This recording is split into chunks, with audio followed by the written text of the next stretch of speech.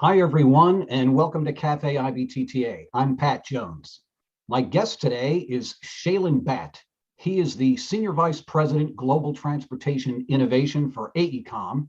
Before joining AECOM, he served as President and CEO of the Intelligent Transportation Society of America, ITS America, an association that most of you know based in Washington, D.C., dedicated to advancing the deployment of new technologies such as automated and connected vehicles.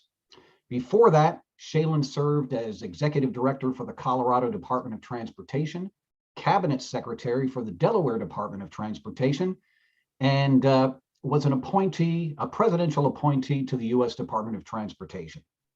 Shailen has testified before Congress on a range of topics from the positive safety impacts of intelligent transportation technologies to the need for a more robust national transportation cybersecurity strategy.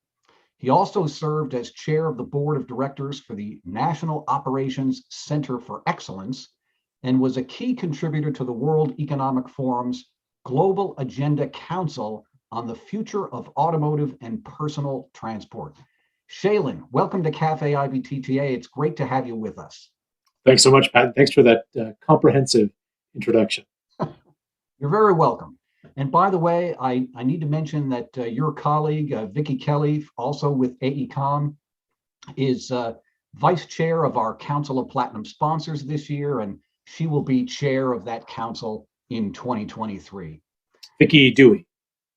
What did I say? Vicki Kelly. I'm not sure who Vicki Kelly is. Vicki Dewey. Vicki Dewey. That's right. Thank you for correcting me. Vicki Dewey. Sorry, Vicki.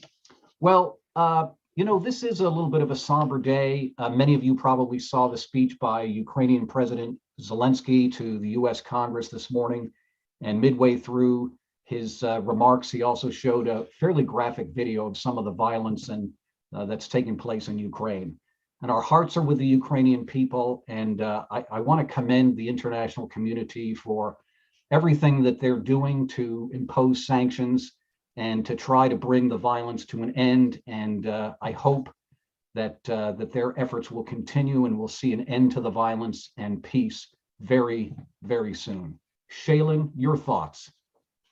Yeah, I think that America plays an important role in the world. And I think that's never been driven home more than when you have President Zelensky, reaching out to our Congress with a plea for help. And whether it's in the Ukraine or across the world, I just think it's important for Americans to understand just how much of a beacon of light America is. And I think we get caught up in our own internal squabbles sometimes. And, I think we lose sight of the forest for the trees. And there's a lot more that, brings us together than divides us. And it's really important that we be united as a country now.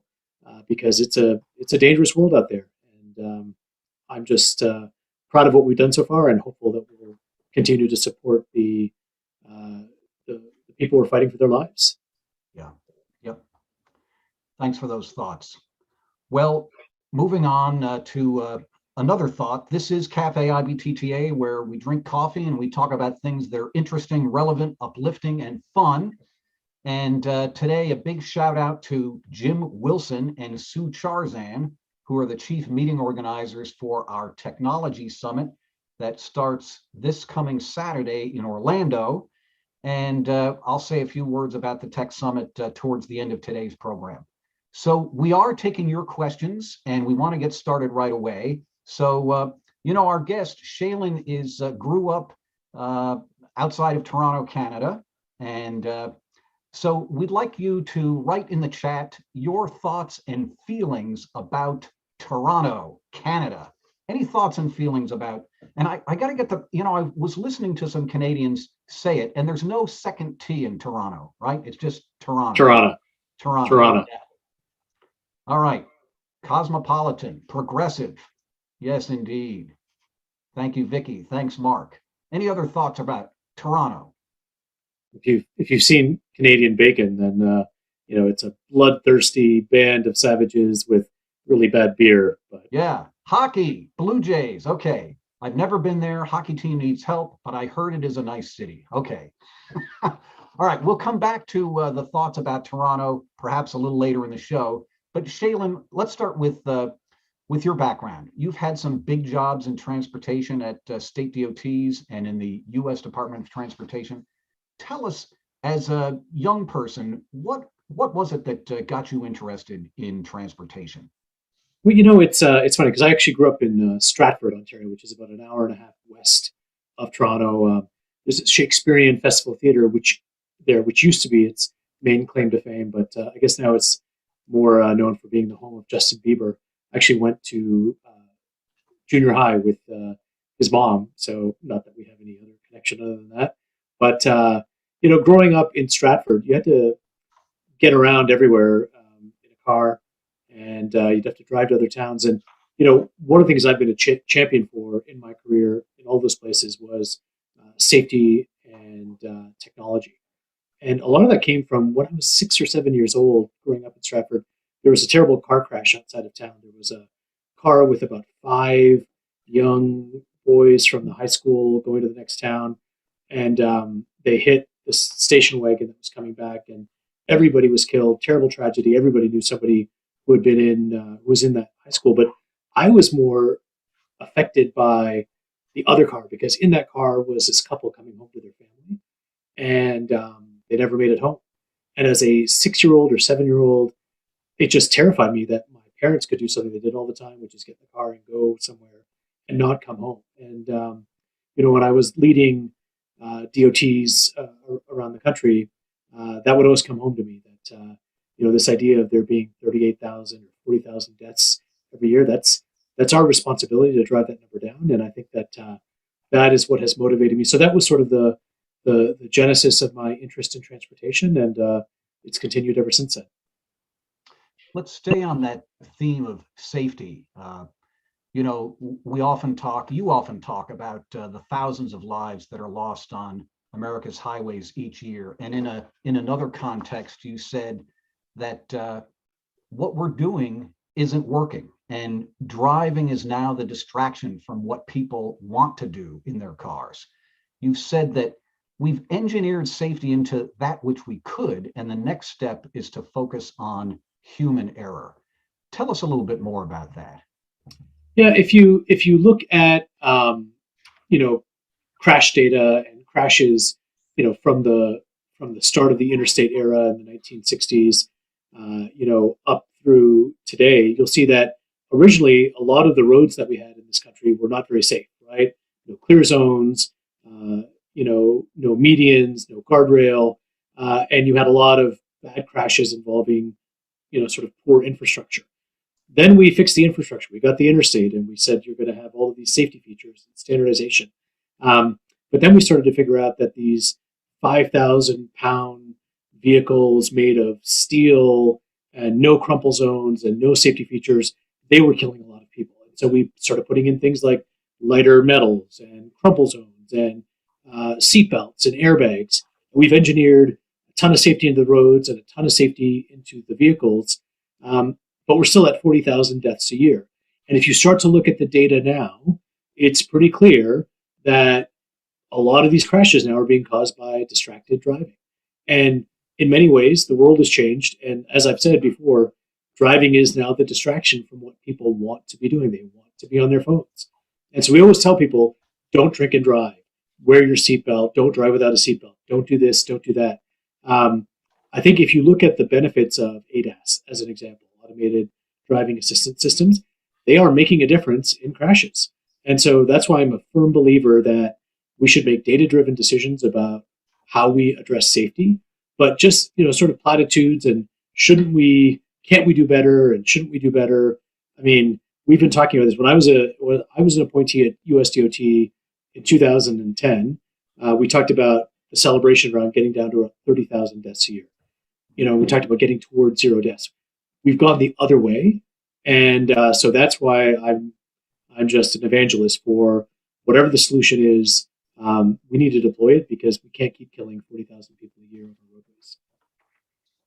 Shailen, the state DOTs play a big role in safety, and you had the opportunity to moderate a panel of state DOT executives at the AASHTO Washington briefing, and I noticed that they were talking about delivering IIJA for a better future.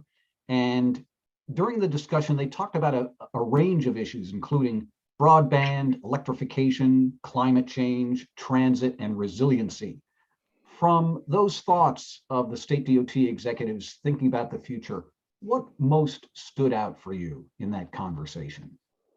Yeah, I think that, been having a lot of conversations with state DOTs, cities, and in this current role with AECOM, it's about how do we deliver for all of these clients. And I think that it's focusing on that delivery piece, right? So if you think back to ARA, the focus with ARA or the Stimulus Act, in 2009, I think, then we were in an economic crisis and it was about getting money on the street and people back to work. And so the focus was on obligating dollars quickly and getting projects underway. And so what ended up happening is we ended up resurfacing a lot of roads and doing things that were quick fixes that were able to go. I think now the focus is if we're going to make a generational investment, how do we ensure that a generation or two from now, people look back and say, wow, they did some really intelligent things with that. And so again, come back to the data, right? What are the big challenges we're dealing with now? So climate change. And when I was a Colorado DOT director, talked a lot about climate change in Denver and Boulder. But you go out to the Eastern Plains and out to Grand Junction and other places, talk less about climate change, but talk about resiliency. And so in Red America and Blue America, I think there's a recognition that precipitation rates are much higher than what they've been, and our infrastructure needs to be hardened. We need to reduce the carbon footprint of the transportation system. We need to make sure that our system is resilient, whether it's increasing temperatures, increasing rainfall, increasing severe storms, wildfires, things we're all dealing with. And so I think that, that is what the focus is, right? So how do we take something like electrification, right? So electrification, I think, was on a certain trajectory. I think $5 and $6 gasoline is probably going to, incentivize people to be like, you know what, that might be something I want to get in. And I think the federal government working with state partners is there at the right time to say, hey, let's invest in a national charging network. I think that things like investment in transit and complete streets, very important because, I think there's a real desire for people now to get back onto transit. And again, high gas prices will help, I think, get that movement back. And then I think the other key piece here is pedestrian and bicyclist safety. We went from 31st to 4th in bicycle-friendly states in Delaware when I was there. But at the end of the day, if people don't feel safe as a pedestrian, as a bicyclist, especially with distracted driving, then they're not going to do it. And so we need to make investments in, vehicles, vehicle technology, connected vehicle technologies, but not just vehicles talking to each other, but vehicles talking to bicyclists, talking to pedestrians, talking to infrastructure, because there was just a much better way to operate the system. We're sort of operating the system in a 20th century manner. We're in the 21st century. Technology has changed pretty much every facet of our life. It's time for it to make a bigger impact in transportation. Shailen, you said a little bit earlier that we tell people what to do, wear your seatbelt and, don't drink and drive, et cetera. And yet people, they don't want to be told what to do. They want to be able to do what they want to do.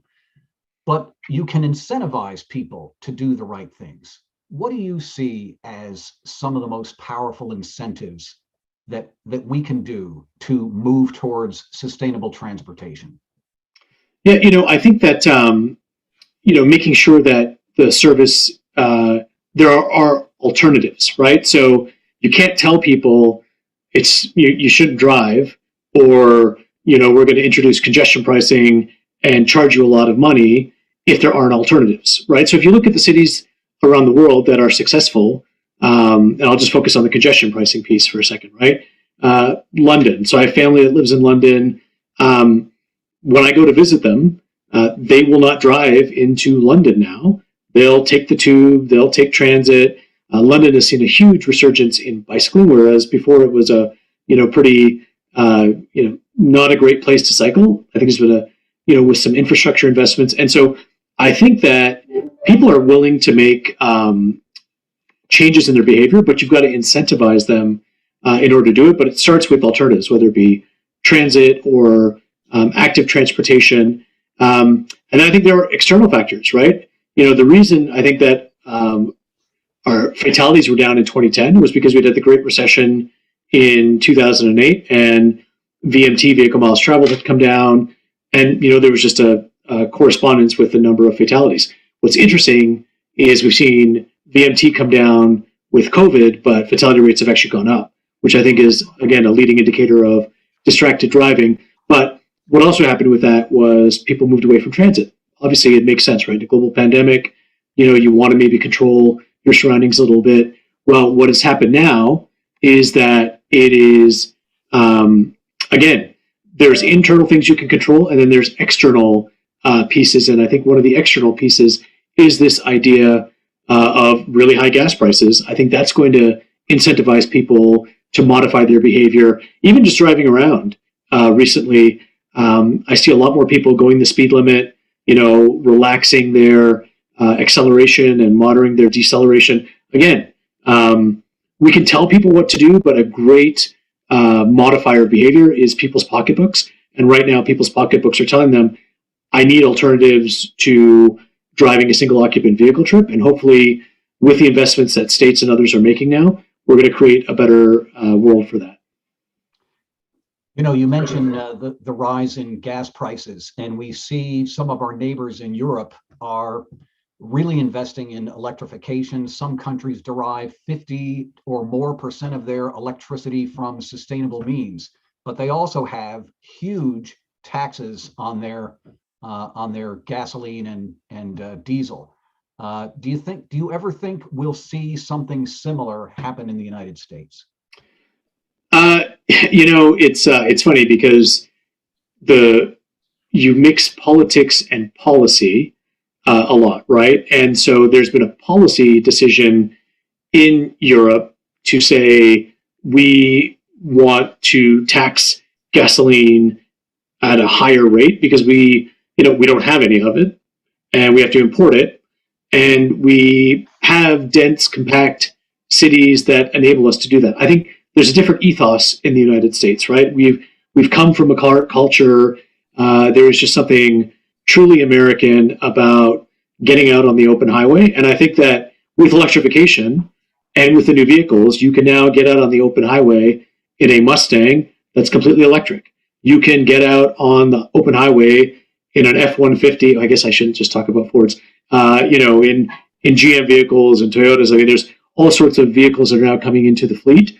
So I think we're going to be able to find a way to match, sort of the origins of what makes us Americans with critical investments in things so that if people want to migrate to a lower carbon footprint, I think that's going to be doable. I think the other thing that is very different now, I started my career trying to reduce single occupant vehicle trips, and everybody was like, yeah, get somebody else to, do all those things so I can just drive without traffic. I think now, though, with particularly with micromobility and these first mile, last mile options, when in Washington, D.C., you wouldn't just have to rely on the great transit service that's there, but you could also jump on bike share or a scooter or an e-bike or get in a ride share to connect to transit as a trunk line. And so I think that, again, technology has changed. I was thinking about this, that my grandparents would have to order things out of a catalog in order to receive it a few weeks later. My parents got to go to a store, right? It was like, oh, everything you want is here in the store. Now, we order things and it gets delivered to our door, and pretty soon it's get delivered by a drone, right? And so time marches on, and I think, kids who are growing up today aren't going to grow up with this idea of the car is the only option. I think they're going to view this idea that a vehicle is something that sits 95% of the time, has to be insured, depreciates as an asset, has to be maintained. And so I think there's a total paradigm shift when it comes to transportation, and it's actually a really good thing, and I'm excited about it. Our guest today is Shailen Bhatt. He's the Senior Vice President for Global Transportation Innovation for AECOM, and we are taking your questions. Shailen, here's an interesting question that I'm going to toss to you, but I might also offer a response. Alice asks, I've often wondered why IBTTA and ITS America are separate organizations. Do you see any movement into combining as the technology often overlaps? What do you think? I mean, I think there's always, I think there's always opportunities for working together and, potentially moving towards one another. I would say that with ITS America, and IBTTA, I do think there is some overlap, but there's also distinct differences. I mean, in Colorado and in Delaware, we had toll roads, and I think that's an important function that IBTTA, brings together that community. I think ITS America is more about the convergence of technology and transportation, and it's moved from, sort of like tolling and signs on roadways and traffic management to data and, AI, ML. So I would say there's probably an opportunity for a lot more collaboration. I'm hopeful to see that.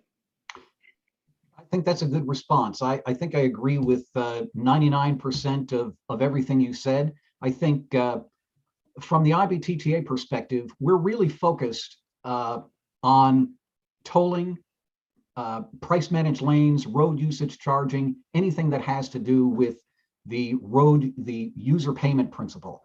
And that's where we focus a lot of our energy. Yes, we use the technologies that are being used in ITS, but we really have a focus on the financing of infrastructure. And I think the other thing is that as organizations develop over time, people feel an affiliation with their family, and IBTTA has a certain family. And when IBTTA members get together, it's sort of like a family reunion. And ITS America, I think, has a similar affiliation feel there. So, you mentioned that you used to work on getting people out of single occupant vehicles. And I saw you recently on a panel put on by the Toronto Region Board of Trade on the subject of greener, leaner, and faster, the future of sustainable transit. And you said something about, a city like Toronto really needs to come up with a vision of what it wants its future transportation needs, mobility to be, and then to deploy technology, but not to deploy technology for technology's sake. Expand on that a little bit. Yeah, I think that people get sometimes wowed by the cool factor of technology, and we forget that technology is a tool, right? So rather than going out and just saying, let's deploy technology, what you want is the plan. You want a vision, and then you want a roadmap that says, let's get there, right? So, I mean, actually, that's been one of the great parts of my job for the last, in this role at AECOM, in a global role at ITS America, and even, as a state DOT leader, I got to travel internationally, but getting to go around the world and seeing who's getting it right, and where the deployments are working really well, right? So, I've been to London, I've been to Copenhagen, I've been to Singapore and Dubai, and some of these places that are viewed as leading cities. And Toronto, I would say, there's a big difference. When I was trying to do single occupant vehicle reduction, this was sort of pre-technology, so it wasn't like, let's jump on, let's get the data from where you're coming. It was like commuter counseling with like maps and pins and seeing where there were clusters of people, and just a very different world. And I think what Toronto would need to do, Toronto's making significant investments in transit, which is great. Transit needs, especially in big cities, transit is there to move large numbers of people, and you can't have all of those people in individual vehicles out there. It just, cities in the 21st century can't have that kind of space. But again, what is really important, Toronto is one of the least dense cities, once you get out of that urban core. And so you can't ask somebody who lives in a subdivision to walk for 25 minutes out to a transit corridor and then wait 20 minutes for a bus. There's got to be these first mile, last mile connections. And that, I think, what is massively different now. So that's the sort of the impetus there around that is come up with a vision, make sure that these investments that you're making are tied in with technological innovation so that you can, entice the maximum number of riders onto your system and move people more intelligently in the 21st century. Shailen, you've written about the work that U.S. Department of Transportation is doing on diversity, equity, and inclusion, and how there's an alignment between what USDOT is doing and what your company is doing in ESG, environmental, social, and governance criteria. Talk to us about the significance of diversity, equity, and inclusion efforts and how it will affect the transportation system of the future. Yeah, I think it's a really important conversation. And I think that, when I was the director in Colorado, we had a really important project that's actually going to open up later this year. It was Central 70, and it was taking this 50-year-old viaduct that was going to fall down and trying to replace it, and working with the community and working with the city and all these stakeholders. And we came up with this plan to, drop it 50 feet below grade and put a 4-acre park to reconnect the neighborhood. And it was a lot more expensive, but it was the right thing to do. And there were folks there who complained because there was a school right beside the highway. And we'd offered to move it. The community said, no, we want to keep it here. So we ended up putting a bunch of money in to that school. But there were people who were like, why are we going to all this? Like, why do we have to go have a public meeting down there? Why are you wasting time doing this? And I was like, listen, if my kids went to that school, I would want to know what the impact of construction was going to be on their school, on the air quality when they were outside. And so, we shouldn't make transportation decisions that exclude people from the process, particularly the ones who've been most impacted. I used to run transit in Delaware, and people would always bemoan the amount of money that we're spending on transit and say things like, what's your fare box recovery? And, you're losing all of this money there. But most of the people who make decisions about transit are not the ones who rely on it to go see loved ones, to get to work. And so there's finally, I think, alignment between making major investments that have impact on communities and bringing in and including all of the people who will be impacted by it, so that everyone can share in the benefit. And I think there is great alignment between what, sort of these equity, Justice 40 impacts and focus of IIJA, and where AECOM is globally around ESG. I mean, this is something that, has been, was something that the company announced a couple of years ago. And, I'm proud to say that when I talk to leadership in the company, it's not just sort of like, let's check this box. It's truly meaningful action, so that, it's not just about, epithets and saying the right thing. It's about doing the right thing. And that's encouraging. We're going to hear more about diversity, equity, and inclusion efforts on Café IBTTA. Last year, IBTTA introduced a new award for diversity, equity, and inclusion. And in the coming months, we'll hear from some of the folks that applied for that award to implement their programs. So stay tuned for more on that. Everybody is influenced by things that happen in their childhood, their hobbies, etc. I know you're a hockey player, and everybody's familiar with the famous Wayne Gretzky quote, "A good hockey player plays where the puck is. A great hockey player plays where the puck is going to be." What lessons do you bring from hockey to your professional life? Yeah, there's not a lot of resemblance between my game and Wayne Gretzky's. So I think that's the first lesson. I think growing up playing hockey and continuing to play hockey to this day, I'm always struck by the importance of a team. And, I've been blessed to have great teams in all the jobs. I've been at USDOT, in Delaware. Nicole Majeski, who's the secretary there now, was my deputy, and Shante, who's the chief engineer, then is now the deputy secretary, and just an amazing team that we had in Colorado. I had folks like Amy Ford and Josh Lapley and others. We just had an amazing team.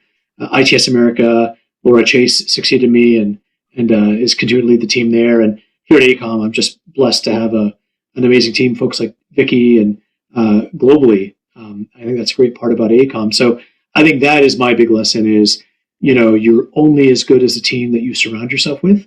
And so whether it's in hockey or in business or the public sector, if you have great people on your team, you can go far together. Amen. Shailen, I'm going to make a couple of announcements, and then I'm going to come back to you for some final words of wisdom. So everybody, don't forget to complete the survey that you're going to receive at the end of today's program. We want to hear what you think and continually improve. Our first meeting of the year is our Technology Summit in Orlando, March 19 through 22. It's 4 days of packed content, and we hope you'll join us there. It starts this Saturday.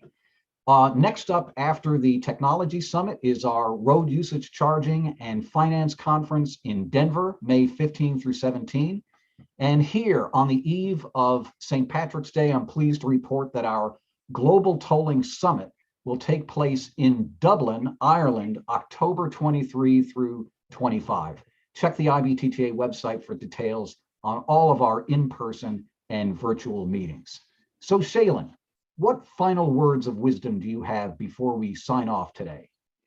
Yeah, sort of reflecting on the Ukraine conversation and thinking about the last couple of years here. I often say life is about perspective, right? And so a lot of times, many of us are caught up with whatever our problems of the day are. My daughter is homesick from school, or my car is acting up, or I'm not making enough money, or my boss is a jerk. Vicky never thinks that, but I never think that either. Oh, I've been blessed to have great bosses, but I just think that having perspective, I think all the people in Ukraine, if whatever their major problems were, 2 months ago or 3 months ago, they pale in comparison to today. If you think back to pre-pandemic, where we were and what we were worried about, and all of a sudden a global pandemic and millions of deaths globally.